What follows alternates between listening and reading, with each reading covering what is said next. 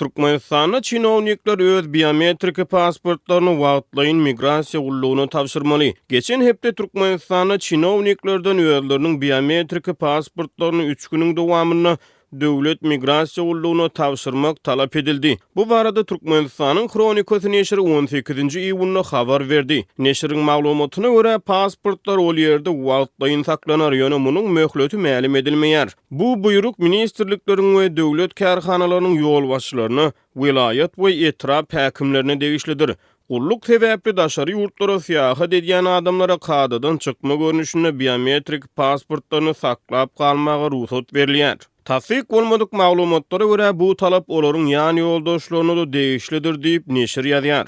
May aýynyň ahyrlaryna Azatlyk Radiosu Türkmenistanda raýatlar üçin biometrik pasport almagyň kynlaşanlygyny habar berdi. Lewap we Balkan welaýatlaryna döwlet migrasiýa gullugy raýatlara biometrik pasport bermek işlerini wagtlaýyn togtadypdy. Biometrik pasport Türkmenistanda raýatyň ýurtdan gidip gelmegine mümkinçilik berýär. Türkmen raýatlarynyň pasport almakda ýüzbeýiz bolýan kynçylyklarynyň fonuna Türkmenistanyň türkmen rus goşa raýatly bolan adamlar hem döwlet migrasiýa gullugyndan pasport almagy finansiýar. 18-nji maýda Russiýanyň Nezawismaya gazeta neşri Aşgabatdaky Rus ilçisi Aleksandr Blokhine salgylanyp Türkmenistanyň goşa raýatlygy bolan 9600 adamdan häzirki wagtda 2000 töweregi adama biometrik pasportyň berilendigini habar berdi. Türkmen häkimiýetleri 2019-njy ýylyň tomsyna 10 ýyllyk ara kesmeden soň Rus türkmen goşa raýatlygy bolan adamlara pasport bermek işlerini täzeden ýola goýdy. Ýöne Azatlyk Radiosynyň habarçylary şu ýylyň fevral aýynda Türkmenistanyň häkimiýetleriniň goşa raýatlygy bolan adamlara biometrik pasport bermekden ýene ýüze urýanlyklarını habar beripdi. Ýa-da türkmen rus goşa raýatlygy bolan adamlara 2019-njy ýylda täzeden pasport berilip başlanmagy Russiýa bilen Türkmenistanyň arasyna täze gazylalaşygyna gol çekilen wagtlaryna gabat gelipdi.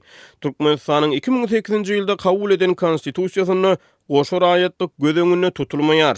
Azatlyk Radiosu türkmen emeldarlaryndan olaryň biometrik pasportlarynyň wagtlaýyn ýygnalmagy babatyny edilýän talaplar boýunça Türkmenistanyň döwlet migrasiýa gullugyndan kommentariýa alyp bilmedi. Türkmen kanunçylygyna görä raýatyň daşary ýurtlara sapar etmegine hukuk berýän hemde onuň şahsiýetine güwä geçýän 3 türlü resminama bolup bular adat raýatlar üçin Türkmenistanyň raýatynyň Türkmenistandan gitmek we Türkmenistana gelmek üçin pasporty ýagny biometrik pasport, ýokary döwlet wezipelerine adamlar hemde döwlet gullukçylar üçin raýatyň diplomatik pasporty hemde gulluk pasportydyr.